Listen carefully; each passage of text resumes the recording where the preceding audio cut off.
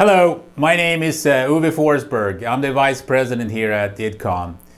Today I'm going to talk about how to screen work requests.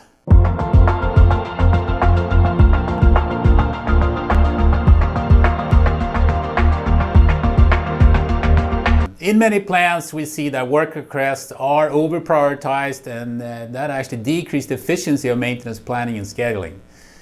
And some common reasons for that are work priorities are not defined or understood, operations that don't understand or have the buy-in of the work request screening process.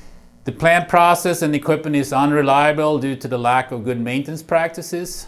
The work order flow is not mapped out and roles and responsibilities are not anchored in the organization.